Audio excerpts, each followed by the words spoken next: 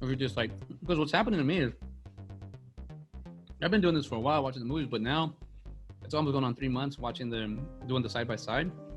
I'm watching movies with a purpose, but I'm getting so much out of them that I feel like I'm able to write better.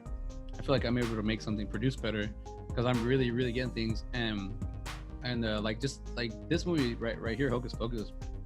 The first thing that came out to me was I guess I'm trying to understand. Should we introduce each other? I mean, I introduce myself, introduce yourself, or how do you want to? Sure. All right. So I forget what the show called. I think we're calling this Rewatch, or we're gonna figure it out. But hello, I'm CJ Robles, I'm Mona Garner. and today we're going to discuss Hocus Pocus. And the first thing I noticed about this movie, which I thought it was like a 96 movie, 95, it was 1993. So I started thinking about when was the first time I saw this. And I do remember watching it. I watched it with my Aunt Sylvia at the theater. And I remember I really enjoyed this movie. The thing I love about this movie was you took something from the past and you brought it to modern time. And we got to see the kind of the Sanderson sisters, how they were back then and how they are now, and how everything just kind of new to them. I like that idea. I like the concept of that. Still keeping them like, I don't want to say ignorant or dumb, but they just don't know anything. They don't know what things are. I started laughing when they pushed Sarah Jessica Parker in the street. I forget about that. Like, what is this? It's the Black River. They just push her in the street. Like, I was like, oh man. But this movie is like, I have a good time with it. When I have one of the other side by side podcasts. I did say I bought this movie on iTunes, or yeah, it was like $2.99. So you're talking about last week. Yeah, I bought it, and I was like, dude, I can watch this movie just randomly, just put it on. Like, it's so awesome. I read that that people love this movie, and they approximately like every year they sell like $1 million worth of Blu-rays and DVDs just from this movie. Every year, wow. Yeah, approximately. That's what I read. Who knows if it's true? But I believe it because like so many people, like new generations, are watching it, right? Yeah. So you have the people that watched it when it was originally out, because I saw it in theaters as well, and so it's just like, then you can give it to your kids, and there's all these new generations because it's on TV all the time. It's like every year on like Disney or whatever other channels Disney owns, they do like the 13 Nights of Halloween and stuff, and they always show it. And so it's like always reintroducing people to it. And I also heard I was like, oh man, I wish I watched it then. Like in 2018 was its 25th anniversary, and they did like a special, and like all the cast came back together to do this special. And I was like, I wish I watched that. But they said like they showed the movie and they showed the special, and almost 3 million people watched it. And I was just like, so there is like a really big cult following for this movie. I think this one is one of those. Yeah, it's a cult classic, but it's also just a classic in general. So I think you get it from both angles. A lot of the Comic Cons I've gone to, the Sanderson sisters make an appearance. The last one I went to was Wizard World last year, and they made an appearance there. I was like, wow, but they make the costumes like spot on. Like, I have not seen one group look off. I mean, they look like their version, but they look like, I'm like, wow, they pulled it off. They look good. To talk about the Sanderson sisters, are they the Three Stooges or female Three Stooges? Yeah, I mean, yeah. That's a good analysis for sure. I watched it. I'm like, I think these are the female version of the Three Stooges because they're hilarious. They do play the personalities work well with the actresses together. This is early 90s, so a lot of stereotypes are really like prominent in your face. The Sarah sisters, like promiscuous, like with a boy, and airheaded, and then the Mary, she's the big girl, the smeller, there's a little she's the one that uses the vacuum, like she's the goofball. So it does really play heavy, but I guess for the personalities it works really well because they bounce off, like it's like fluid the way they do it. They're acting, the chemistry. There's just little things that they do, and there's there are certain scenes where they're all three together, but they're all individually doing something that's not really what the topic is, but they're still part of it. Like you just see like Sarah Jessica Parker's in the back playing with like the gate and stuff, like because she's just Yeah. like a little kid. Yeah. I'm sorry, was Yeah. that? Oh, yeah, I Oh, didn't is hear it around you. and Yeah, picking up stuff and yeah. yeah. Like so, that's like that's something that I just like I look at and I'm like, yeah, that is funny because even she's driving the bus driver guy and he's like, hey, like, you expect that from a guy like that, like Mm-hmm. the devil character. That's like I really want to do that now. I want to be that devil for one of the Halloweens, because he's just like a regular Joe, but Mm-hmm. it's like one of those guys that's into Halloween. You see his house and Yeah. it's decked out, and you get him, and he's just like he brings the girls in, the women in, and the sisters, and he married Medusa, and but I didn't catch it till right now that the wife the devil's wife is on the couch and she's saying like, I don't want to play right now. I don't want to play dress up. I don't want to do this. And it's like, oh, Yeah. so he does it all the time that she's just tired of it. And it reminded me of me.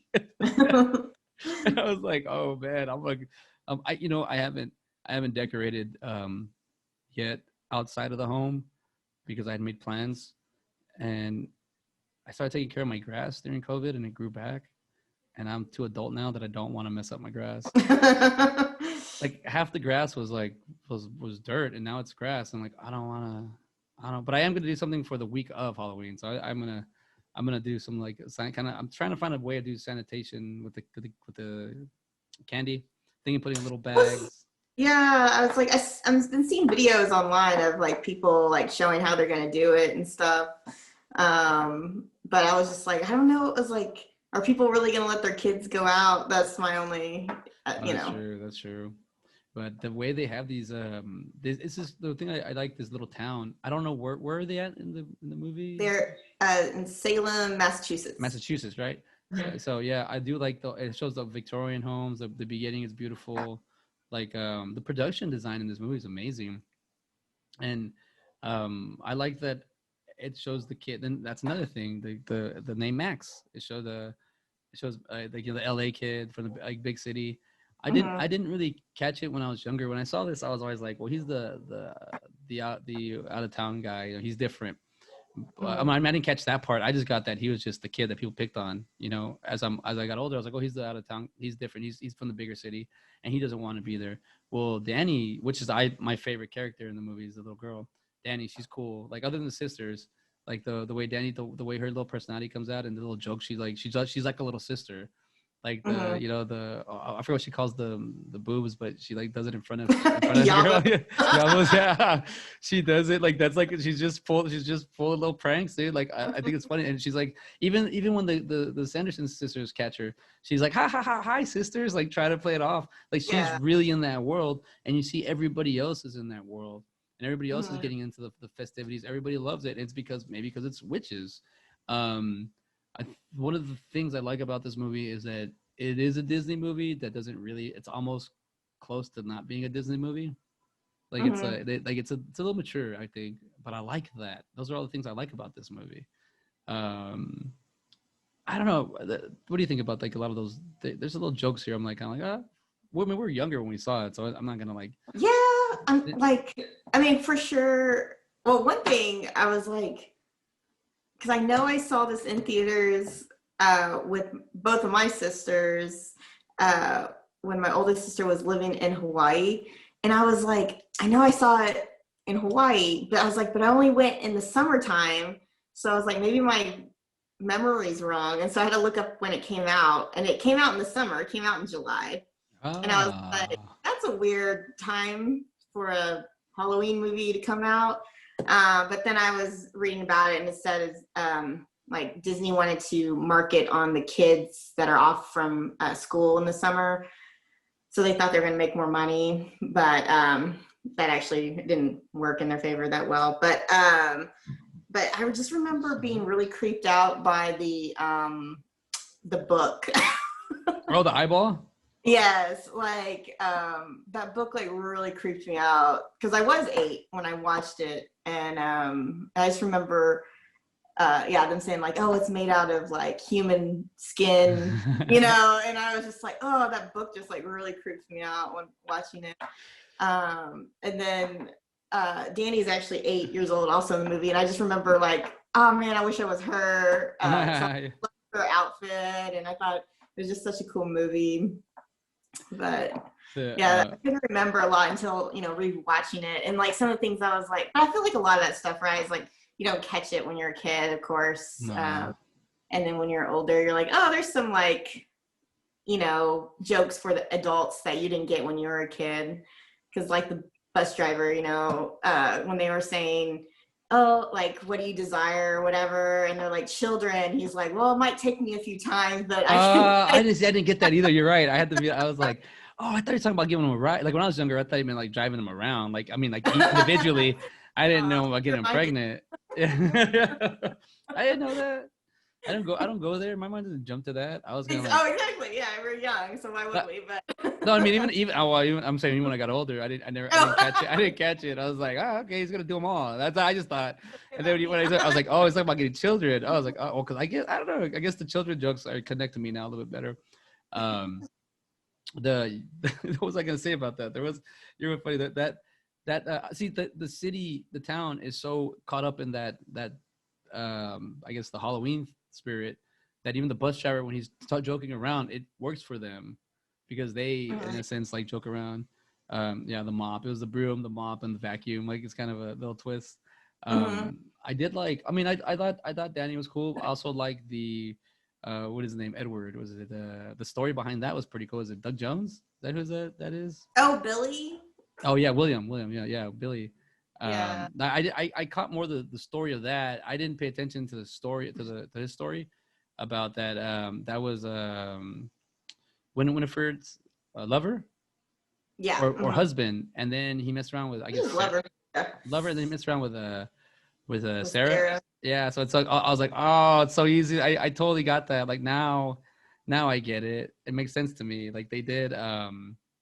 That she's the slutty sister messed around with the, you know, it's like, oh, okay, yeah, it makes sense. So I didn't catch that she's sewn up his lips. I thought it was something else, and then when I watched it this time, I was like, oh, makes sense. Oh man, but I didn't even, until I was like doing some research on it, and I was like, oh yeah, that had to be real. So you know, like when he cuts open his mouth with Max's blade, and like when he coughs and like moss and dust fly out, those are actually real moths that. Oh, that he had in his mouth? Yeah, they said like the special effects team made this like special rigging machine that he puts in his mouth where he can, like, when he opens and he coughs, like the real moths will fly out and dust will come out. And I thought that was like so cool because for 1993, right? You know, I was like, I love practical effects. Like practical effects. If you're gonna make a movie, and I'm gonna learn this, I've been practicing more. Use practical effects. It's in the camera. It looks real. A lot of the CGI things, it doesn't. They don't. I don't know. It doesn't really translate well. And this movie has a lot of practical effects. There's a lot of nice humor. I mean, even the part where the little girls steal the Sandersons' brooms. You don't see them float away, but we just hear. So in my head, I remember. I was like, I vividly remember those little girls flew off, but no, because I imagined that. Because the way they did it, though, and I was like, oh, that's cool. And I don't think they do come back, right? Those little girls, they just do that one little scene. Yeah. Because I remember at the end of when I was watching, I was like, I thought they should have brought those little girls back. That would have been kind of like a full. Like, what happened to them? Yeah, they're flying around the brooms. They make another Hocus Pocus. It's them. Or now, you do it now. The Billy character. Yeah, that's I was gonna say Doug Jones. He's a good. Yes. When I saw that, I was like, oh my god, he's been in so many things. I didn't realize this was one of them. Yeah. Yeah, he's what do you call it? A physical actor. He does a lot of his roles don't require talking, but he does it well. His body. Yeah. I think he's real tall too. I think like 6'4", something like that, and he's really lanky. So that really helps him out. Like kind of sell himself. Big actors are come out on camera easier because they have more to offer, I guess. That's what I've been hearing a lot. I'm an actor with a big head. It works out for me because I have you have a big head, so you're like it captures well. I'm like, yeah, you can see all my head flaws. Thank you, my big ass head. But I thought that was funny when you have a big actor that does that. And he's he's such a good actor. Just like he has a presence in this movie, and yet he says like only one lines or a few lines at the end when he's pissed off. Mhm. Yo, hug! It's all mad at her. Like that is funny. Like he's like he's like he. I don't get his character though. Is he really listening to her, or is he trying just to get the stitches off so he can be free? Like That's what I took from it. I mean, like in the beginning, I'm like, wow, because it does look like he's trying to grab him so aggressively, you know. But at the same time, he's like, he probably is really trying to grab him aggressively to like get his stitches off his mouth. Yeah, So. yeah. That is funny. Even like when he got his fingers cut off, I cringed. And then Maxwell hit the. Oh, I can watch this with him. That's cool. It's not to explain too much. You know, it's so easy watching. But I cringed, and then he hit my phone, and it replayed it. So I saw it again. I cringed again. I went, oh, I really that looks real. I was like, oh, I really do. I don't like. I think about like you're skating on ice skates and you fall, and then someone just runs over your hand and it cuts your fingers off. Like every time the few times I have gone ice skating, I fall on my knuckles because I'm just like I don't want to lose my fingers or I don't break them. Or I just fall with like clenching my hand on my face first. I don't know. Like, this movie is a lot. It's straightforward. With the story, there's not a whole. You get a lot of the back in the beginning, but it's a cool little adventure story, just going back and forth, just trying to survive the night, kind of thing. Like I said, the little Danny girl, yeah, lit the black candle. Yeah, he's a virgin. She like what happened? A virgin lit the candle. Like she's 8. She knows what that is. Like that's the big thing for me to like accept. Like that's an 8-year-old like making fun of like her teenage brother, like her 15-year-old brother. And they did a good job with the character with the sibling cast. The first one, the little girl's just sitting there. It bothers me. The very first girl, Binks's little sister.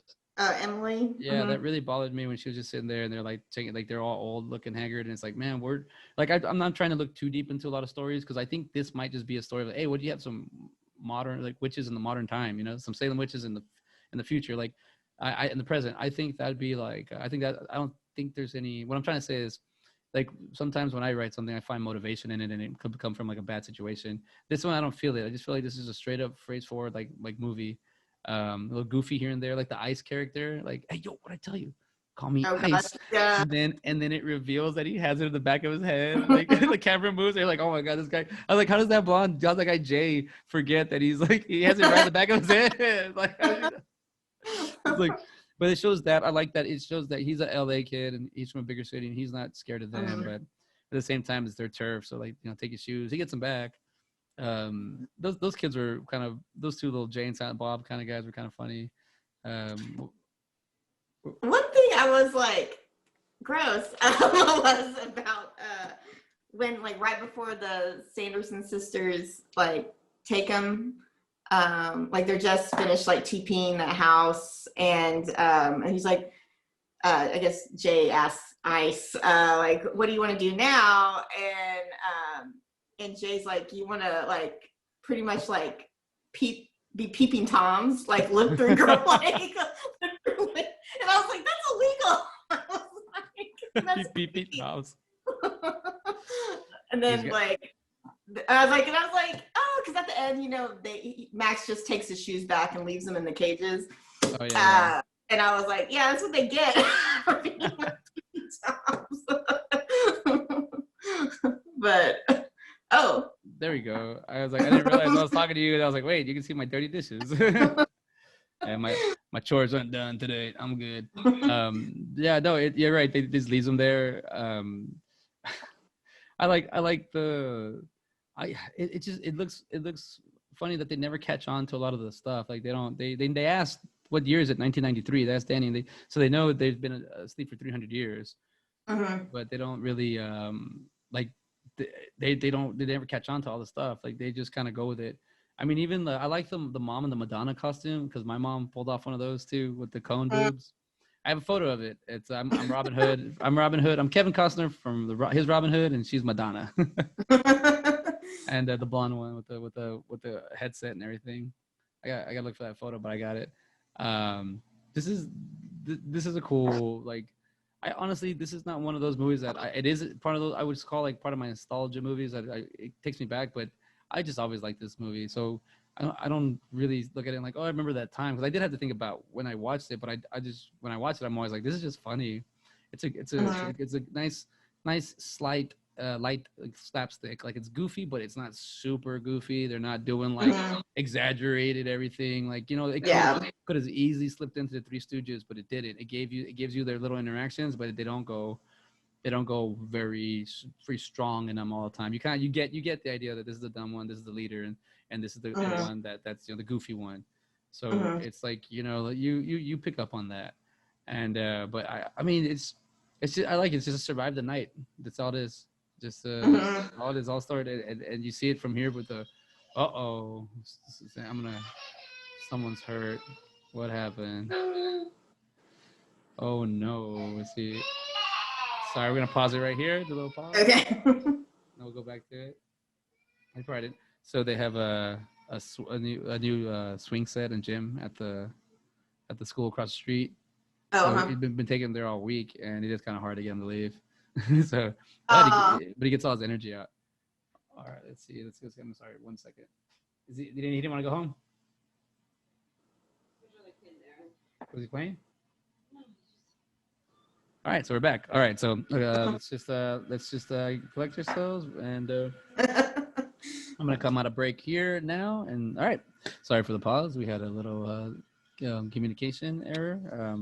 Someone was coming in hard, but I can't even what we were talking about last. I got interrupted. You're saying it wasn't too slapstick, like it. Yeah. It wasn't too goofy. Like it has a great. I mean, she does I always play the movie. Kind of like I've been doing this lately, playing in the background. And here's a scene where he's driving and she's on a broom, and she does say pull over like a cop. So maybe she is adapting, or maybe they did that with the horse and buggy back in the day, like pull over.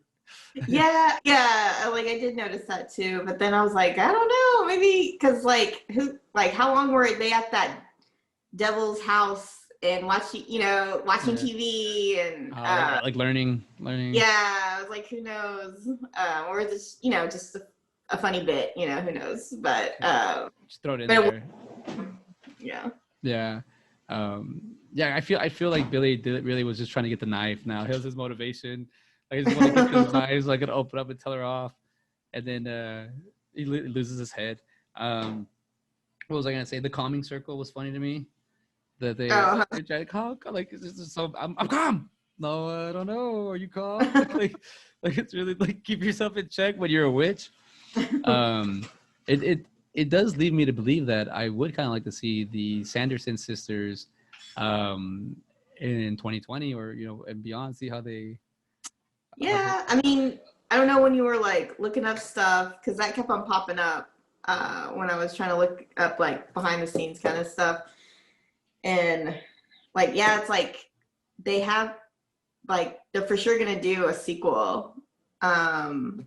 They put it together last year, but and they're still in talks with the three ladies to be in the sequel. Right. And then Adam Shankman's supposed to direct it. So which he did like Hairspray. Okay. And some other really good movies I can't remember anymore, but he used to be a dancer and he likes to do all those kind of movies too. But I was like, I think it'd be awesome. I mean, I saw an article where all three of them said that they are really interested in doing it. So that'd be awesome if they were like for sure gonna do it. If they did do it, that would be really awesome to see them. I mean, just to see them again. This movie is only all we have of all three. The movie, like the book comes alive again, like the eye starts moving again. So that, I mean, it only did that when there was the presence of them. Yeah. Or Bette Midler's character, or Winifred. And so it's like, what is that foreboding for the future? Is like, there is a chance for them to be able to come back. That's what I got from that, the book at the very end. So they do. I mean, regardless whether they did it intentionally or not, they did leave open for the future with that, and we're in the future now. So it would. I mean, I as long as they don't get heavy with the visual effects, like do Mm-hmm. everything green screen. If they can do it like they did this and have it practical effects, like that would be awesome. Mm-hmm. That would be really cool to like see it how they I don't know. I think practical is where it's at, and also just in general, like if you're gonna do a practical shot, you need more crew, so there's more money to be asked for. But it'd be a better shot, a better payoff. Mm-hmm. I feel like you'd have more hands on than just having like 8 dudes in a room trying to like edit all the green screen, you know, or eight people in a room or whatever, just engineers, animators, just trying to get it together. Where I think it'd be cooler to see them. Like I think that's what I like about this movie a lot is the practicality of a lot of the shots and the way they Mm-hmm. shoot them. Um, I was gonna also bring up the '90s parents. They're just like they're kind of like California ish, but like it's okay, they're cool, it's all right. Like they think they're imagining, they're like the parents aren't taking them serious, so the parents Mm-hmm. have to like go through this. I mean, the parents don't go through this; they just get caught. Oh yeah, they get stuck at the school or the house party. They just don't, you know, they like it's a spell, Yeah. and that whole time like they're just dancing off the whole time. Mm-hmm. Let's see, I mean, there's a cool little. I always like when they bring up mother, the scorpion pie. It, Oh, uh-huh. it Yeah, there's brings. a couple mom references in there for them. Mm-hmm. Uh, So they have a little bit of I guess mommy issues, yeah. Mommy. mommy issues. Yeah, this I like just the way the characters what do you call it? Just the way they change the story too, where they're after the little girl and they go for the brother, and then they the other one they keep the brother alive, but they keep him as a cat, like they torture him, like Mm-hmm. there is like that bond here of family and siblings, which I'm finding out it's a really good if you can get your actors to really portray that they're related, and they did like it really helps out your story because then you Mm-hmm. as you go through it you're like, man, that's his sister. He really, you know, even what's his name was Binks. I forget his name as a kid, but like he waits to see what the witches are doing the whole time, and Mm-hmm. I mean they put a curse on the town too, but they even like they tried getting like lying. What were y'all doing? Nothing. Like it's like they're trying to like where's the little girl? Like like they're trying to prove that they're not witches, but then the other one Sarah like tells them like, oh, we've been eating little kids. Oh, when they're at the door pounding, she's like, you Oh, know, they oh, have that.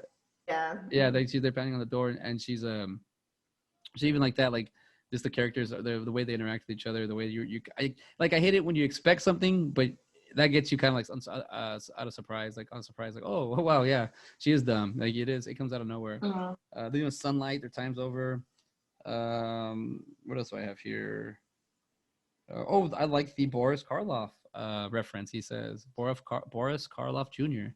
when they're in the school right before they put him in the clay, and Oh, yeah. yeah, Boris Karloff was the Frankenstein, the original Mm-hmm. Frankenstein. So he played him. I believe he might have played like a mummy as well. I was looking some up. But yeah, that's a cool one. Like they brought a movie reference from a movie in our time in our world. So Yeah. that movie exists in Hocus Pocus. I'm learning that a lot of fans do that. That if a film recognizes another movie somehow, or a Mm-hmm. filmmaker somehow brings something from another movie, that they recognize it. Like I'm like I'm a fan. I need to recognize it more. Mm-hmm. That it's like it's in that world. It's in that time frame, and they do watch that. Like Wes Craven and Sam Raimi are good friends. So like Freddy Mm-hmm. Krueger's glove is in like Army of Darkness, Oh, and okay. then there's like yeah, and then the opposite, like I think there's an Army of Darkness poster in Nightmare on Elm Street, something like that. Like they share like things together, so the canon kind of coexist together. It's pretty funny. Um, the yeah, just the even the way the kids are Max his confidence about like these just like what's the Sanderson sisters? There's three hags versus the 20th century. Like he's like and that is what I did like about that. They made the kids like, hey, we know about y'all don't know about us. Like we know Mm-hmm. what we know, and that's what he does, the rain of fire or the rain of Yeah.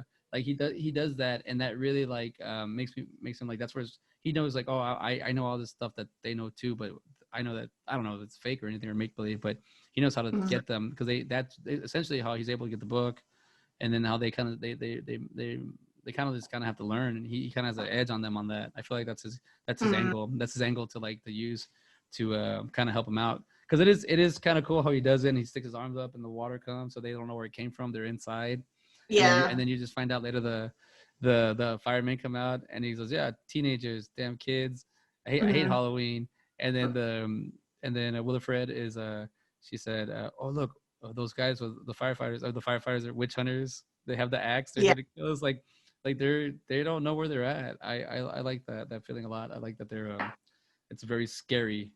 It's not like they're the scariest thing in there, but they don't realize it. Like they Mhm. know they're powerful, but then they see everyone else. They then even Mary, I smell children, but I don't see children. I lost my powers. Like she's like they.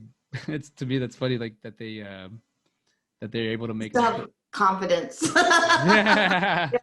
It's like, no, you don't know anything about now, but they still have this really big confidence that they're still gonna come up on top, even if they don't know what's going on in this time frame. Yeah, I mean, just like yeah, when Sarah eats the spider, yeah, the time like she's just still a witch. Like she just grabs that spider and eats it. Like Mm-hmm. that's like I like stuff like that. Like it makes it real. I'm noticing now more when I watch these movies, the acting a lot. I'm really like just dissecting it and seeing how they interact with each other and how they're pulling it off.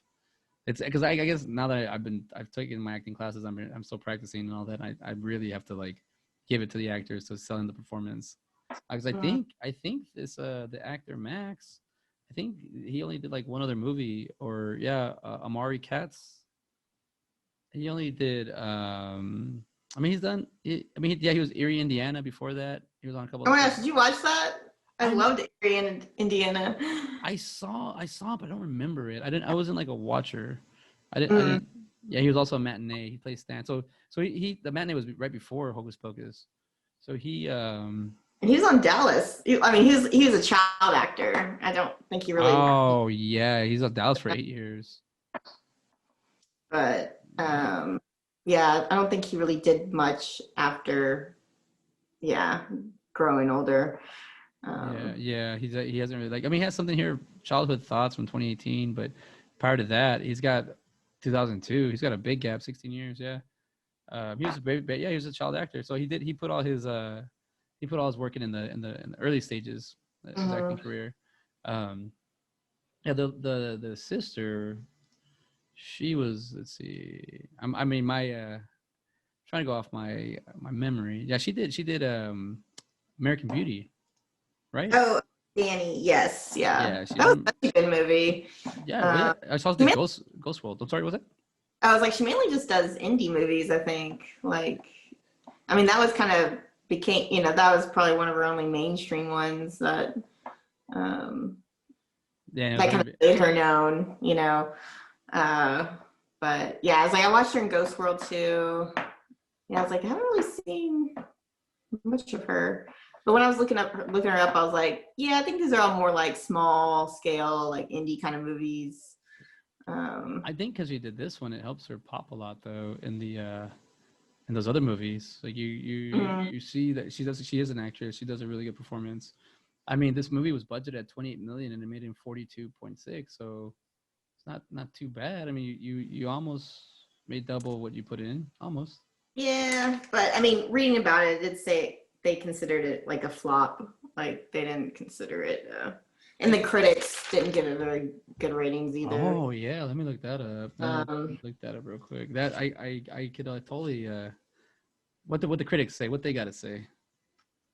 I mean, mostly they're just saying it was just too campy, I guess. But I mean, it's supposed to be campy. So can you explain that to me? What campy means? Like you just sit down and watch it and that's it, or Um, I mean, my like kind of definition of it is just making it kind of silly. like all the And family can come and watch and stuff? yeah, in order to make it kind of funny too. Um, kind of like the Three Stooges, what we're talking about, like that kind of feel. Um, but yeah, because I was like, you're not supposed to take it seriously. It's supposed to be a funny family movie. Yeah. I mean, you're absolutely right. There's 52 on the tomato meter, and they gave it a 37. And then on the audience score, out of 346,689, they gave it a 71. So this is definitely falls under cult classic. Mhm. Harmlessly hokey, yet never much more than mediocre. See, Hocus Pocus is a molded family-friendly effort that fails to live up to the talents of its impressive. It probably has a lot more to say, but no, I mean this is. I have to disagree with that. It's not a mediocre movie by any sense. Like the story might not be very depth, but it's not supposed to be like that. It's not supposed to be a very in-depth movie. I mean, they're only in the past for a little bit of the movie, maybe like 8 or 9 minutes, and then they're mainly in the present. Um, that's another thing. I'm not big on like timepiece movies. I notice. Like I watched the Lord of the Rings. I like Lord of the Rings movies, but I like that kind of stuff. But a lot of movies they really don't like in medieval times. Like they'll kind of I like Braveheart, but I've seen a lot of them, but I don't really go back to them where I'm like, oh, I need to watch these ones. But this one is kind of like that. But I think it's only because they're only there for a little bit or something. Oh, also I forgot that the dad, you know who the dad is, the Max and Danny's dad. He's a he's got a crazy little story. His name is Charles Rocket, but then they call him like Charlie Rocket. He was on SNL like in the I think want to say late '80s or early '90s, something like that. Oh. He was on SNL, but he got banned from SNL because I think he's the F word. I think he said fuck. Oh, he's the one. Yeah. Okay. So Yeah. I remember years ago because I had a coworker, or a couple years ago, I had a coworker tell me like, "Hey, that guy killed himself." I was like, "What?" So then, yeah, sure enough, what he told me the story, and then I looked it up, and I was like, "Okay, I got more of it." But basically, that he said that he dropped the F bomb, and then Lauren Michaels would not let him back in for anything, and he was trying so hard to get back on the show, and he couldn't get any stuff. I mean, he's in this, and he's also in Dumb and Dumber. He plays the bad guy, you know, the henchman or not Never henchman. seen Dumb and Dumber. You never seen Dumb and Dumber? Oh my god, oh my god, where have you been? Where have you been? All right, I'm definitely putting that on the. I don't know if we're gonna watch that next time because we're doing the Halloween theme, but we're a must Dumb and Dumber. Like you have to watch. This is like a good movie. This is like when I'm finding out too with the epidemic and all this. Like watching dumb movies is fun. It's just like I don't need to hear all this crap. I just want to relax, and watching a dumb movie is where it's at. Wow, I can't believe you've never seen Dumb and Dumber. Yep. That's you've actually just pulled me out of this conversation to go with the Dumb and Dumber. I'm like damn, I want to talk about Dumb and Dumber. I want to rewatch it. I haven't seen it in a minute. But Charles Rocket. So what happened was he couldn't get back on. So they said he drove out to a field and like blew his brains out. I was like, wow. Yeah, he went hardcore, man. Shot himself. But yeah, I feel like something like that in the '90s, like it was kind of devastating. Where nowadays, like if you don't cuss, you're not edgy, you're not cool. We're not gonna put you out there if you're not a cusser. Or I don't know, maybe nowadays you could cuss a little bit more, but man, it's very like I don't know, just movies in general. When you start finding out how they got there, and it's like to me, it's like a little time where everyone kind of just shared together and made an idea come to life, and then just the future. I mean, then the time passes and people tend to I don't know, things happen to them. But that's another thing. I'm like, oh, I forgot I didn't forget his movie when I saw it. I was like, I instantly remembered that story. But I don't know. I would rate this movie. It's lovable. I have that thing about movies. Like I feel like they're really hard to make and pull off. And the more people you get involved, the more problems you have. And to make pull something like this off, and then having these three actresses on there and able to perform, it's like how do they get into character? How do you keep it? How do you work it? It's hard. So for me to rate this with under anything less than like a almost a perfect score, I mean, I got to break down the story more. Maybe I don't know. There's nothing really bad to it. It's a great plug and play. I don't have to mess around with it. I don't have to think too much. There's little things.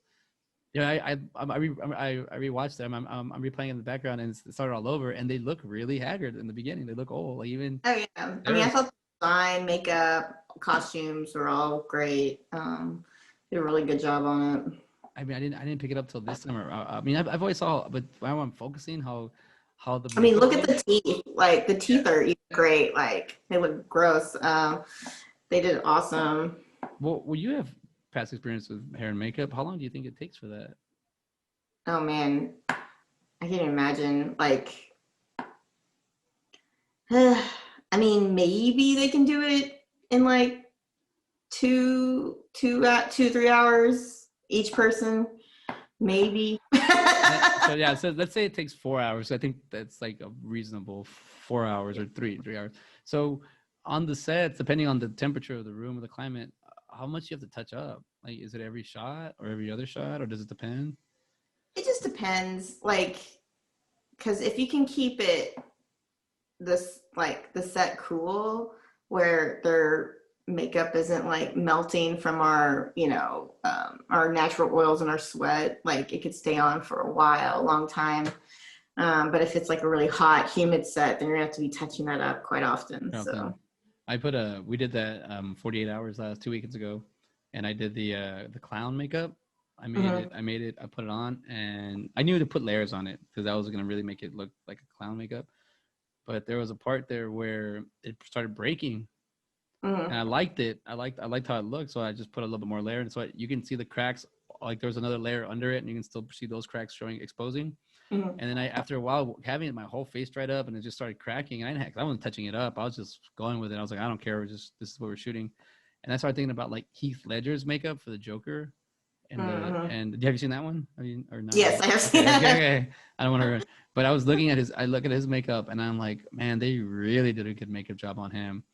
They took professional makeup and made it look shitty to make it look like it's homemade by this guy. Like the Joker really just puts it on his face, but you can't do that in real life because it won't film right. So you have to take professionally makeup, look bad, and then film it, and then touch it up bad. But it's good. It works great for the camera. It makes them more real, makes them more believable. And just like with that, I mean, like this movie, like with just like the way they do, just like I said, the practical effects. It's Winifred is actually has the electricity power, the telekinesis, whatever. She does have that, so it does show you that they are powerful, but they're getting weak. But they never show her like super strong or super like. I like that they always just kind of keep it subtle. Yeah, that's why she like needs the book, right? Like that's all all of them have. Like they have that special sense, right? So it's like Sarah, like she lures children with her song. She can, and then like Mary, she has that good sense of smell to like sniff out children. And then Winifred's like, lightning or whatever. Sure. Her power. But like besides that, like they don't really have anything unless they have the book. And they kind of need to do it together because like all the spells they do together. Like Winifred always starts them, but they have to chime in as well to make it work. I like her lipstick is just right here in the middle.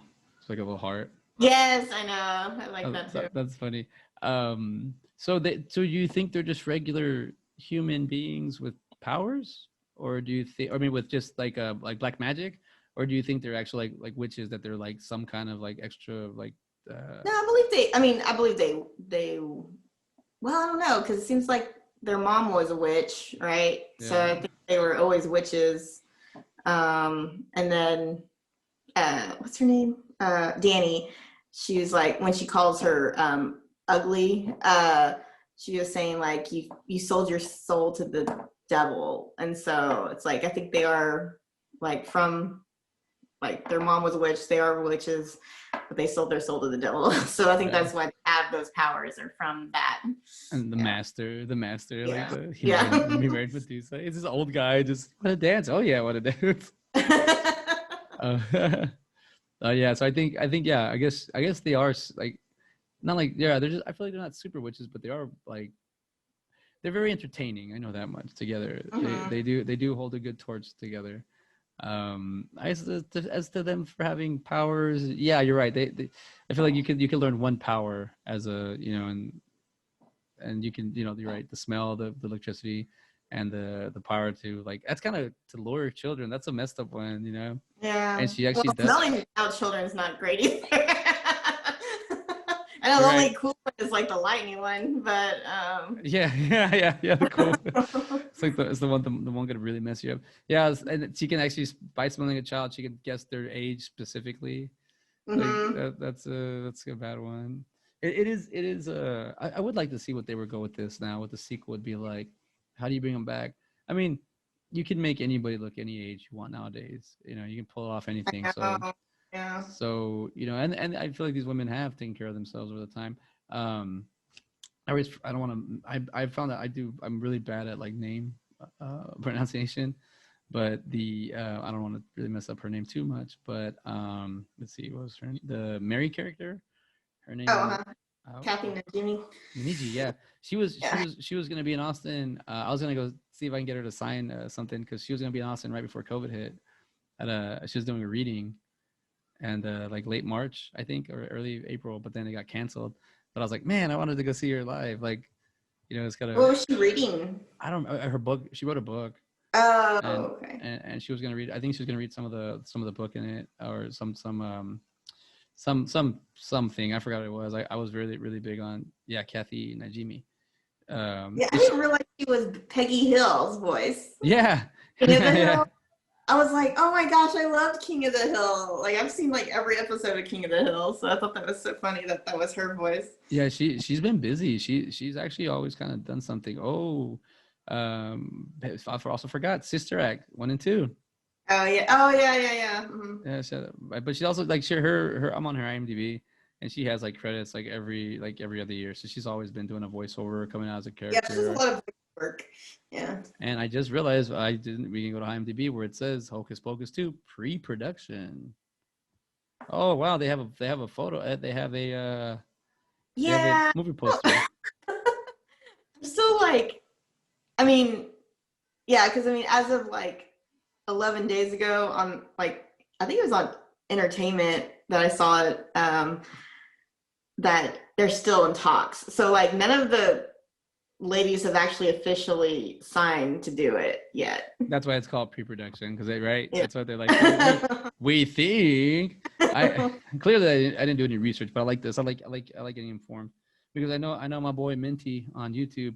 He just recently, not too long ago, did 10 things you didn't know about Hocus Pocus.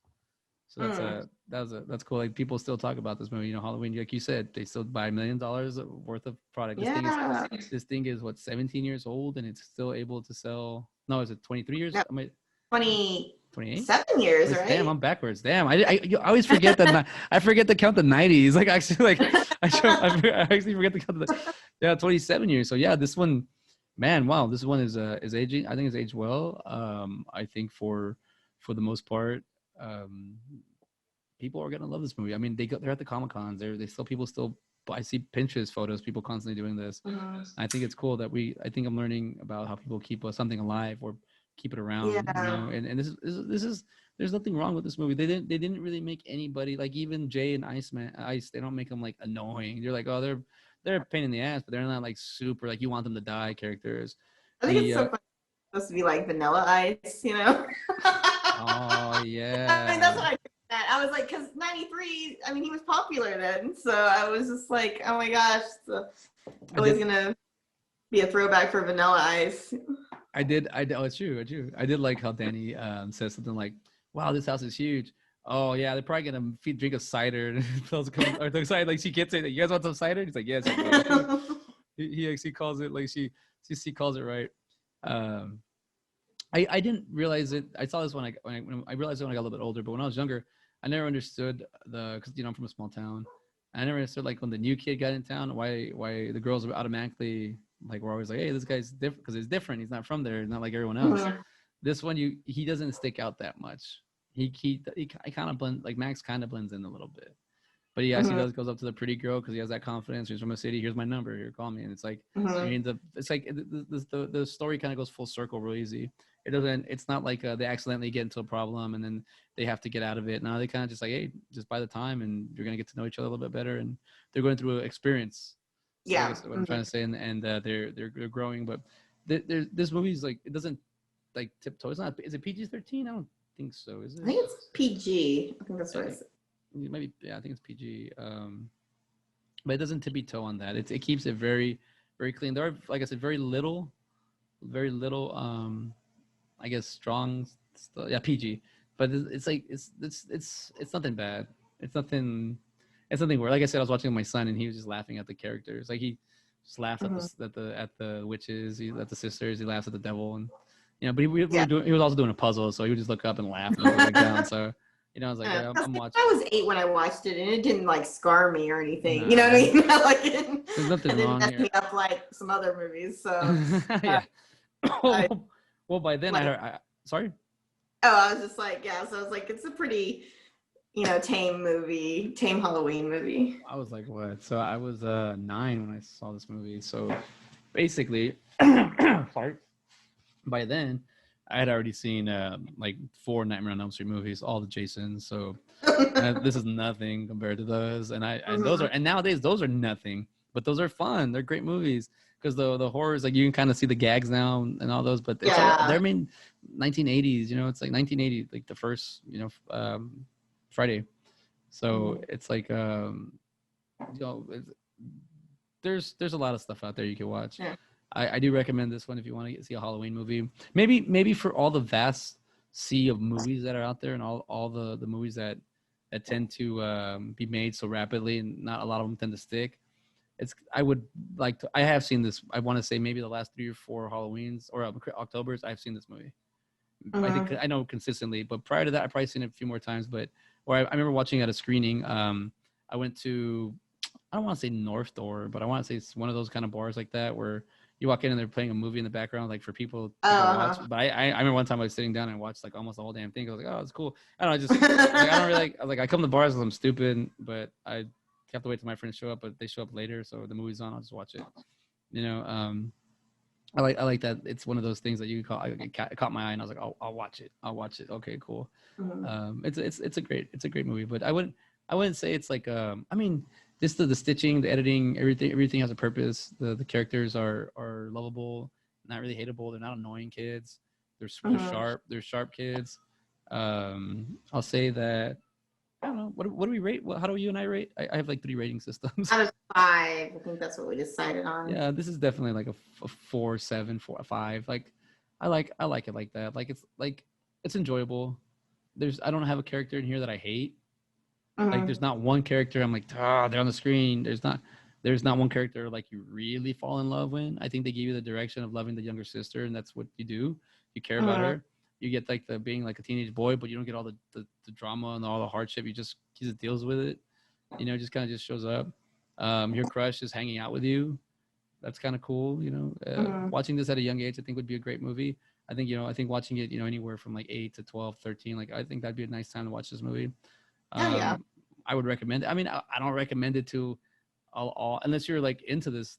So that's the thing. Like I like it a 5, but I'm pretty sure other people claim it like a 3.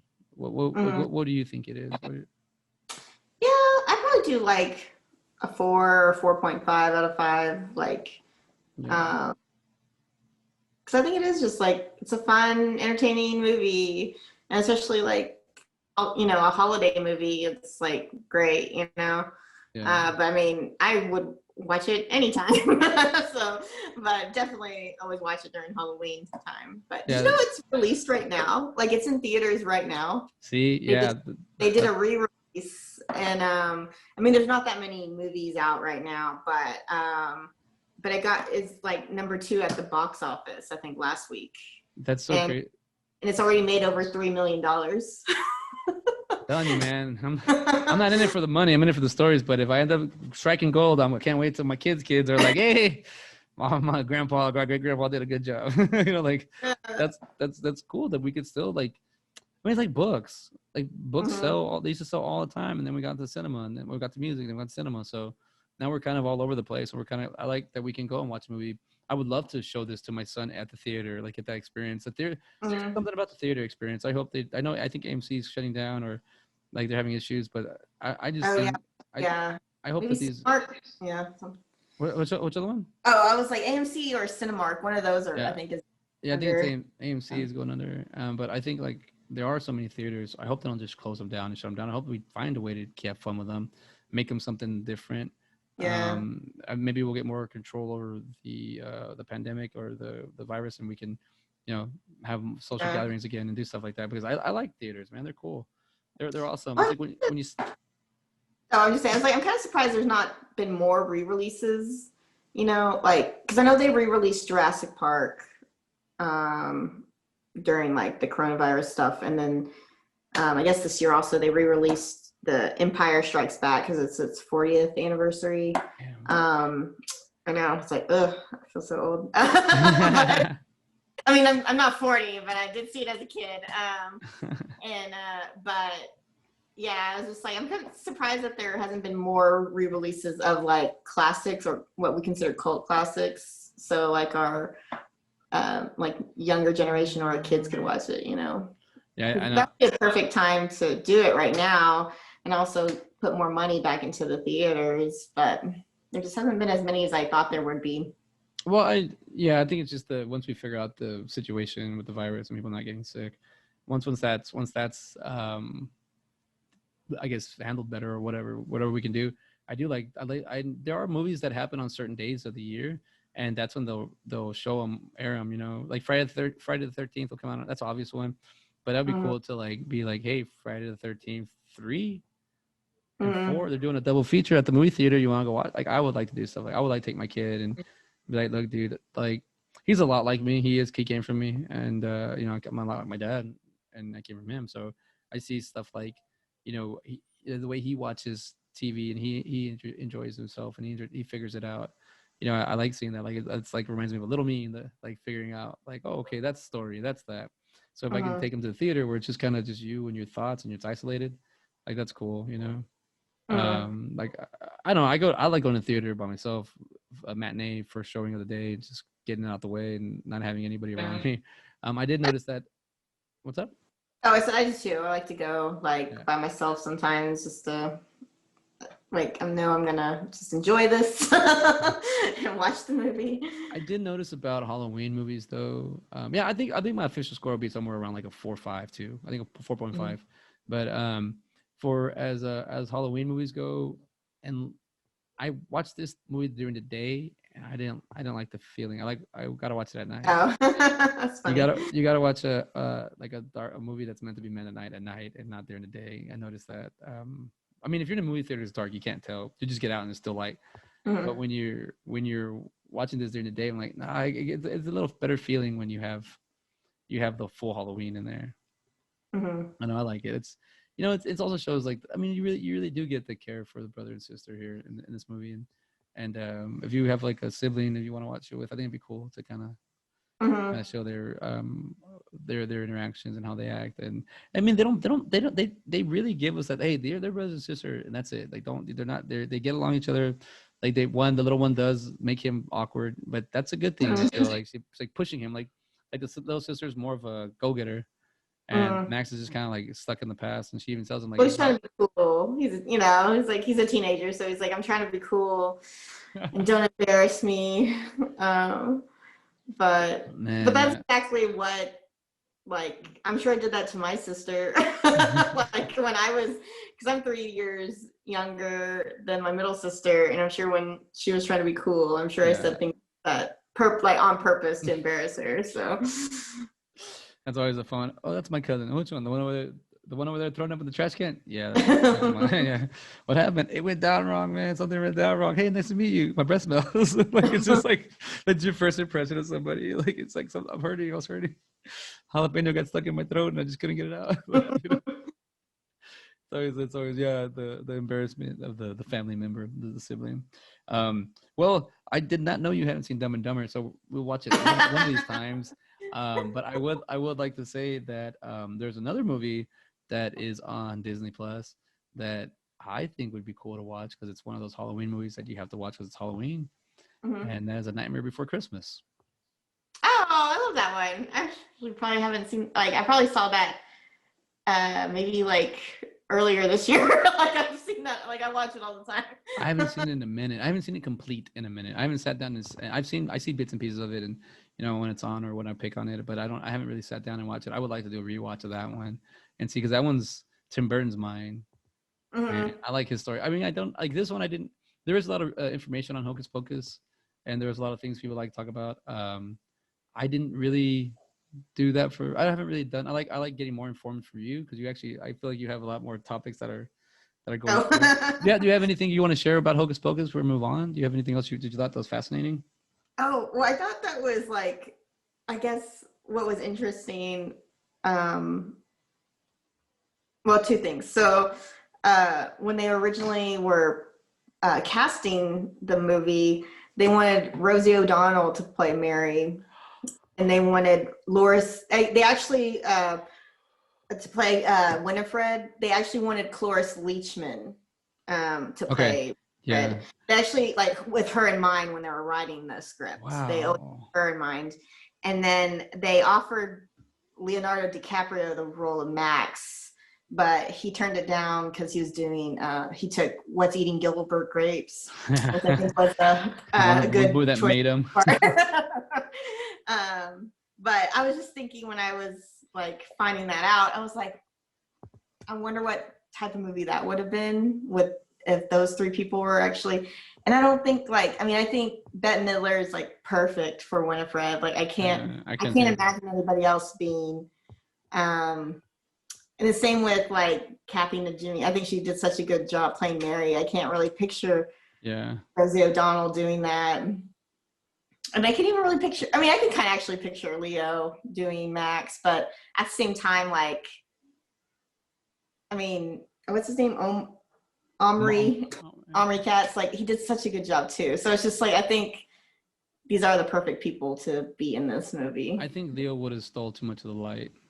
Like, yeah, because he wasn't up and coming during that time. He would have stuck out though. Like his performance. Oh yeah, like he would have really like stuck out as like Max would have been. Like this Max is very lovable, careable, and you want him to succeed. But if it was Leonardo DiCaprio, you'd be like, oh, he's more dreamy kind of kid, and you know, more like be more like, oh, we want him to be like, you push way more from Max. This Mario Katz, you like. I like that he was casted for the role.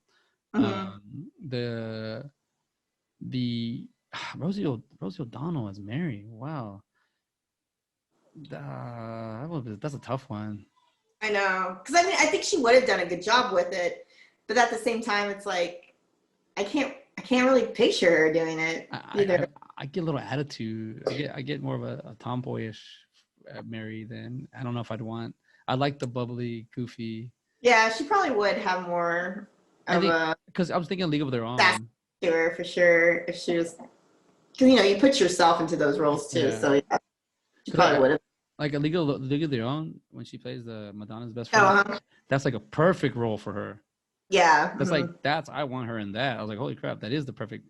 So like to her to go opposite of that and to be lovable, like she did like the Flintstones, and she was who was she? She was Wilma, wasn't she? No, she's Betty. She was Betty, right? Yeah. She's like she's Betty. So she's Betty. So that means that she's I don't know. She tried to make her bubbly. I don't know. I gotta rewatch it. That's gotta be a rewatch. but I think I might have to. I'd have to compare it. Man, I don't know. I don't know. I'd have to see it. I think I'd want to watch it and see how it would come out and see how that went. One of the this is a quoted movie from my brother and I, Josue. We joke around a lot with the oh boo. So whatever you do, beer. Like we say like, oh beer, the beer just shows up. I feel like we still do that, oh cigarette. Just like I don't want to get up. Oh, like I like to use that quote when someone's being lazy and it's just out of nowhere, and I'm just I'm being lazy, and they're like, hey, can you hand me the remote? It's right there. I was like, nah, man. Oh boo, the book to help me out. There's some great quotes from this movie. I remember, like, as a kid, when Sarah Jessica Parker, when she's just jumping around saying like amok, amok, amok. Yeah, like I mean, me and my sister would do that when we were little too. Just running around screaming that. Amok, amok, amok, amok. that one. Yeah, there's a little bit of quotable scenes, and there's the it was lit by a virgin. I'm gonna start. What happened? Yeah, he started the garbage disposal. The garbage disposal was started by a virgin. Just like you could use it for anything. It's all stupid. It doesn't work, but it sounds dumb. I like this movie. It's very entertaining. I could say that all day. It's entertaining. But for all it's worth, if they make a Hocus Pocus 2, I'd watch it. I'd pay to watch the theaters. I know. I just don't want it to be terrible. That's like my I'm like, oh, I could be so bad, like there's just so many Well, sequels that are just so bad. we're with Side by Side. We were liking that, like Super Troopers was 17 years difference, Mhm. and they still were able to pull it off. Oh, okay, well, that's I good. feel but but there was the same people. It was like the same people that did the first one are the same exact. So they were in the same world.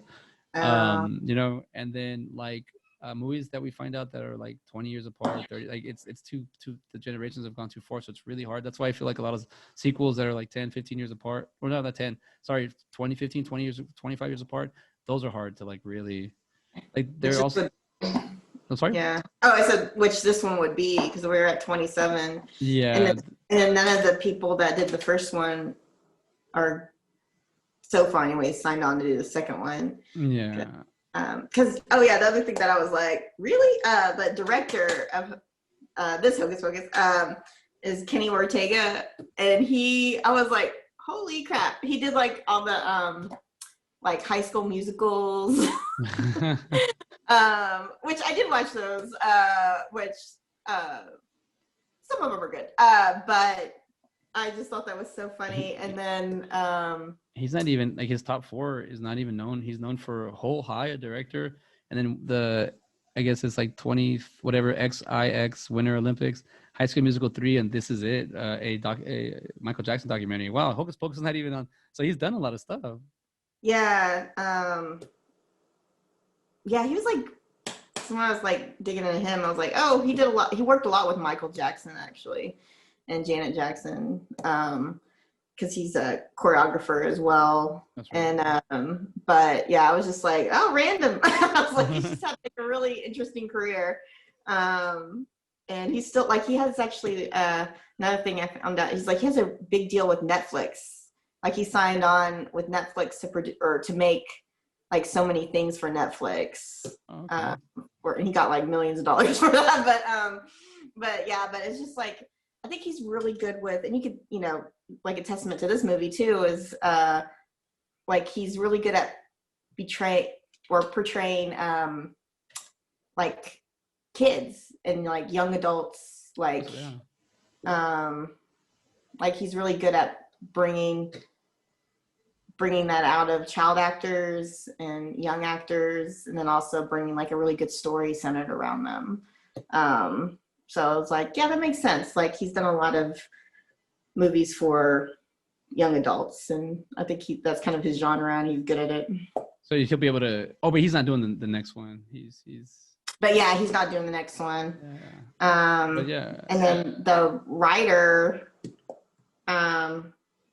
you know how I like to go full circle. So one of the writers of Hocus Pocus, he actually directed and produced the making of the Goonies.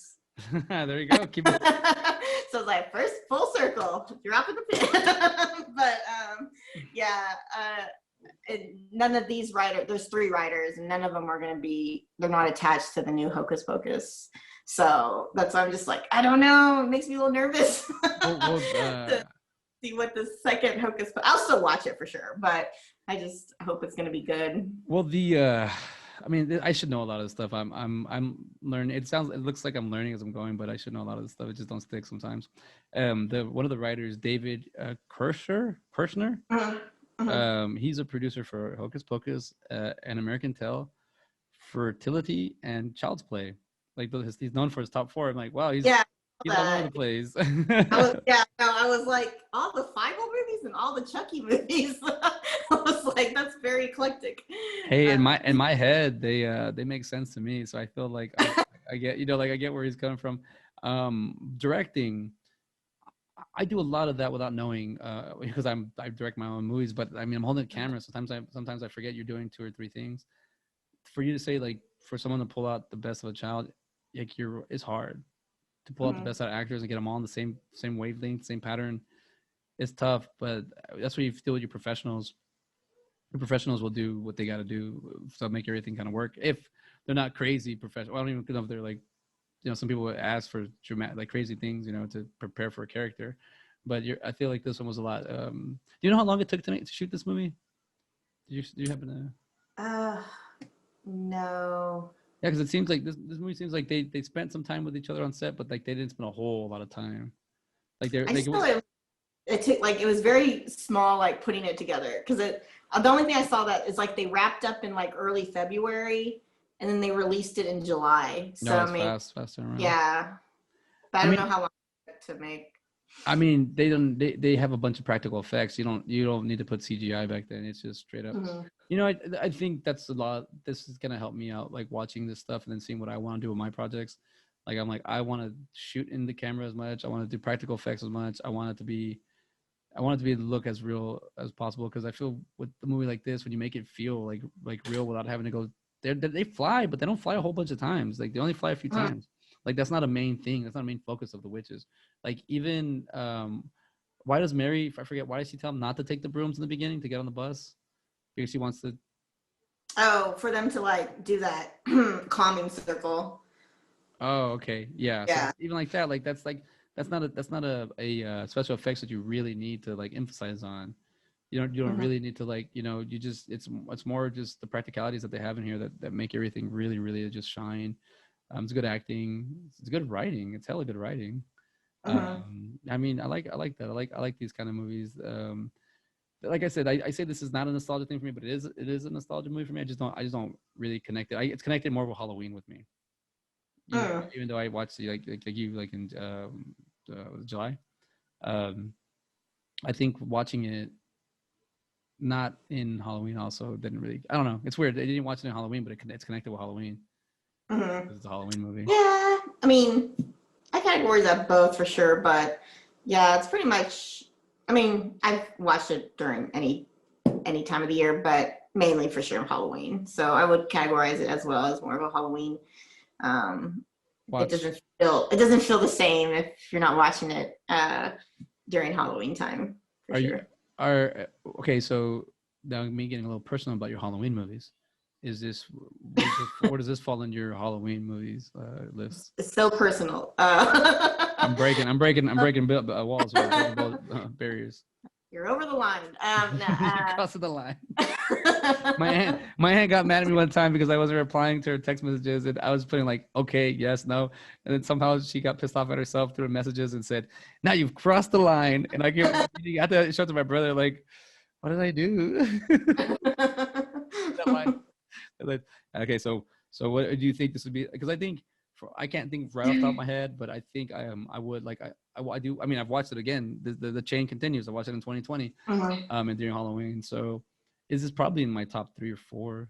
I can probably think of probably another ones I like on Halloween, but this is probably one of my it's up there. Well, I know for sure I haven't seen as many like Halloween movies as you have because I don't like horror. Like I don't so I don't really watch a lot of Halloween movies. Oh. So I mean I guess what I'm saying is movies. I guess it's kind of weird because this movie is not a horror movie, but it's like a dark movie. It falls on Halloween. I'm actually I was thinking like movies. What other I movies mean are I've watched popular? a lot of Halloween family movies. Yeah. So I mean definitely this is like probably my like top three, but What's up, buddy? You want to say hi to Mona? Give another little pause real quick. Start. Say hi. hi. Say hi. Wave. Hi. Wave. Where All y'all right. going? Run away. Almost done. We're almost done. So, um, you see, he's getting big. Sorry. Yeah. Sorry. Because I'm trying to think like because I like more those like family Halloween movies than anything else, like animated Halloween movies and stuff like that.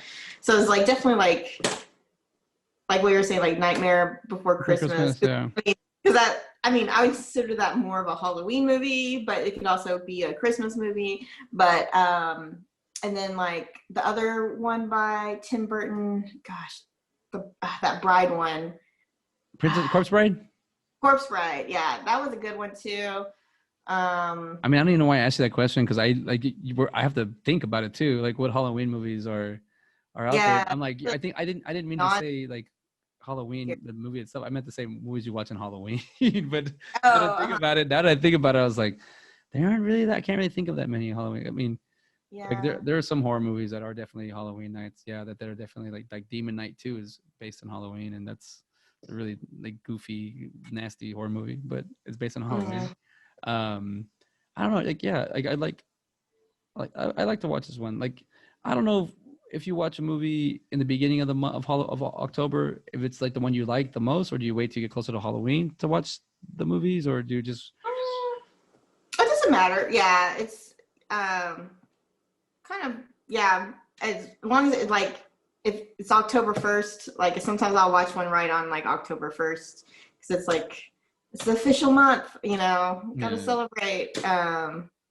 But yeah, I was just thinking, actually, when I was looking on earlier on, doing random, but on Disney Plus, because I was like looking at their Halloween movies, because they have like it in a category. Mm-hmm. They have like the Haunted Mansion, and I was like, I've actually never seen that one either, so I'll probably watch that one sometime this week. I watched that movie. I don't remember it. Yeah. I was like, I've never seen it, but a lot of like people love that movie. So I was like, I should watch that. So yeah, I'm trying to think of like other Halloween movies, but I'm like blanking here on like family ones. I can't remember now. Monster Squad is not Halloween, right? Or it is Halloween? I would consider that Halloween. Halloween, yeah. Nightmare Before Christmas. I always thought that as a Halloween movie. I never saw it as a Christmas movie. Yeah, I mean, yeah, same here. It's like I would always consider it a Halloween movie, but I guess technically it could be Christmas. I heard because I think it also came out around that time, Christmas more than Halloween. I don't remember, but I do know there's a few that think that it is more of a Christmas movie than a Halloween movie. Mm-hmm. And I'm always like, it's more. I feel like it's more Halloween. I mean, Jack Skellington lives in Halloween worlds or sort of town. Yeah. So I feel like that's where it starts. But do you want to watch that one next, the Nightmare Before Christmas, or do you want to watch? Oh yeah, that's fine. I'll watch it. I mean, I like that one a lot. I also need to watch Hubie Halloween sometime this month before it's gone. The Adam Sandler movie. Oh yeah. I still haven't watched that one yet. I want to watch that. Kevin James is in it. I saw Zookeeper the other day with Max because of the animals, and he loved it, and I loved it too. It was. I was like, I was watching it and broken up because of him, but I was like, I really want to rewatch this movie, Zookeeper. It got bad reviews, and I mean, even South Park makes fun of it. But I like Kevin James a lot. He's a really good performer, and I would like to see like he's in Hubie Halloween, and he kind of plays like a jerk cop or something. I want to see how he does it. But there are quite a few little Halloween movies out there that are just. I want to see some bad ones. I want to know what a bad Halloween movie looks like. Like one that. Yeah. Have you ever seen Killer Clowns from Outer Space? I have never even heard of that. What is it called? Oh my god! It is like Killer what? It's Killer Clowns from Outer Space. Oh, no. Yeah, it's I don't know it's one you watch during Halloween, but it's like a really good B movie. Like it's got a really good production value, but it's a horror movie. It's a cheesy horror movie, but it's got a really good. There's no actors that stick out that made it. There's no famous people in it, but it's a good movie. Like it's like a good. I think it's an indie, or I can look it up real quick. I think it's an indie or it was an independent film. But man, it really it's a really I like it. I saw. So yeah, you're right. You don't really watch a lot of these movies, huh? Yeah, I mean nothing really with like horror. I've never really liked a lot of horror stuff. Musicals. I do love me some musicals. And I don't mind I don't mind like the classical monster stuff. So I don't I've seen like Dracula, Dracula Lugosi. Yeah. And some of the like the Mummy movie, and I've never actually seen a Frankenstein movie. And then I've seen like the werewolf, like American Werewolf. So I've seen like the classic stuff, like classic monsters, but I don't like any of these like possession stuff. Oh yeah. I don't like that kind of stuff, and like and like super gory, like where things are like chainsawed off and blood's just like going everywhere. Like I'm not big into that. I'm about to say something that's gonna really like discredit me a lot, and people are gonna really hate me. But I don't think The Exorcist is scary. I don't. Am I watching it? I don't. Yeah. It's just there's a lot of people that are like, oh my god, scariest movie I've ever seen. I'm like, nah, man, I've seen a lot more scary movies than that. Like. How old were you when you watched it though? Like 10. It didn't scare me out. Oh. It grossed me out more. So you were in that, yeah. Never mind. Yeah, I was gonna say, I was because like, I was like, if you're older, I was like, for sure, it probably didn't scare you, but no, I was younger, but I remember it just grossed me out a little bit more. I don't know that movie entirely. I've seen it a few times. Like I started watching something, they talked about it. I watched a little video clip of it, and I was like, oh, I forgot about that. Oh, I forgot about what she does with the crucifix. Oh, it's a weird trip to me, and I'm like, it's not a trip I want to go on. Mhm. I don't like zombie movies. I do know I love zombie movies, but I don't like the fact that a zombie movie um, revolves around the. Sorry, let me totally scratch that. I like a zombie movie that has development in the characters, as in like how what they're gonna do when the zombies show up. Like the zombie itself, I don't care about the runner, the walker, whatever they are. Mhm. Like in a movie, it's so hard because you have to like kind of build the story. Like they're usually like 2.5, 3 hour movies are long because you got to build the story around these characters and you got to like kind of kill them and you got to like you got to see what would human beings do to other human beings to survive. Mhm. And like in like Walking Dead worked out great the first 2 seasons because it's like it's drawn out and it's Mhm. like you get to really like think about and then like there's a part where spoilers but there's a part where Shane kills he shoots one of the guys because he's like one of the heavier guys because he's trying to run away and he just shoots him so they can eat him and he gets away from it. Like that was trippy to me. Like dude, you sacrifice someone else so you can get away. Like you Mhm. like that was like yeah. But in a movie you have to like put like if it's because there's so limited time you have to like that shot comes out of nowhere. You're like, oh crap, like because you know he'd do it because you've seen him do other stuff previous episodes. But Mhm. in the movie, you have to like show tension right away, and you have to show like I hate you and I hate you, and that's why I shot you, and that's why we die together. Like it's too much. But when you get time to really tell a zombie movie, a zombie story, they're really good. But like a zombie movie's hard. I thought World War Z was kind of a cool take on it and just how Mhm. fast everything can develop and how crazy it gets. I thought that was kind of cool. I like zombie movies. I prefer, I Ugh, guess, yeah. yeah. I don't know. I mean, I saw 28 Days, and that was I like like, that one. I mean, it was good, but I was like, oh god, it was just like all the like, I just don't like, I guess like, yeah, it's just like their decomposition and like Yeah, body parts getting like knocked off and like I just but it was a good story, but I was just like, oh my god, it's just so much. And then like like the graphics of it was like so realistic and it was so that I was just like, oh, I can't do this. that's definitely a violent movie.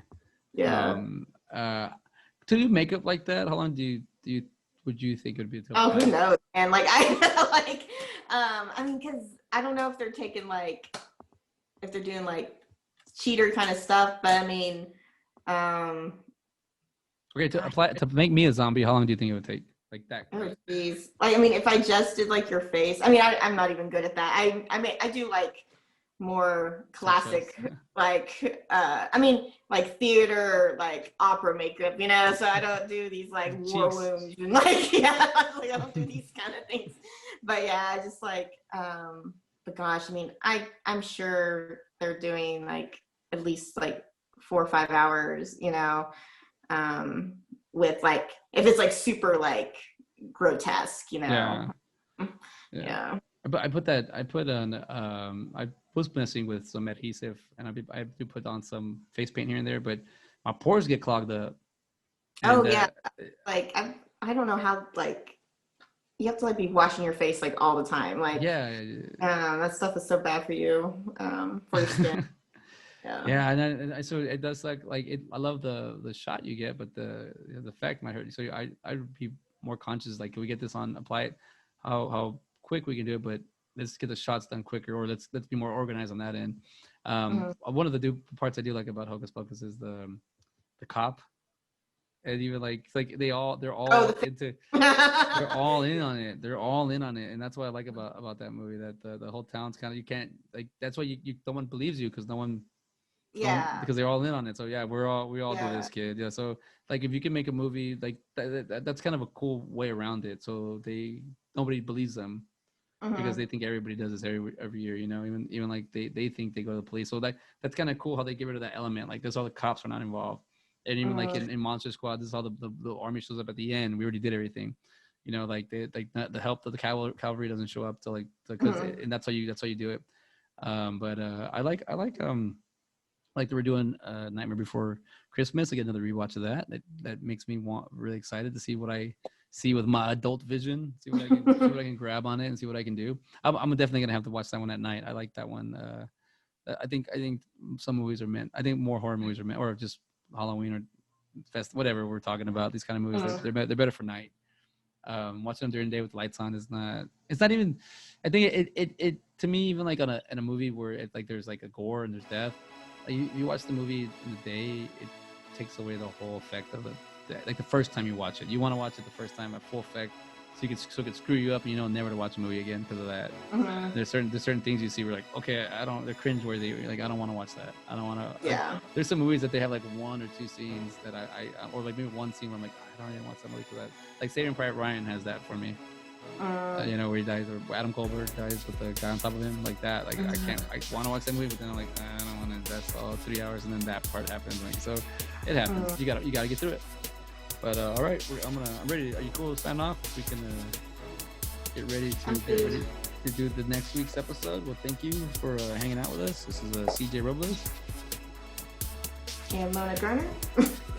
And we rewatched Hocus Pocus, and next week we'll be rewatching Nightmare Before Christmas. Thank you.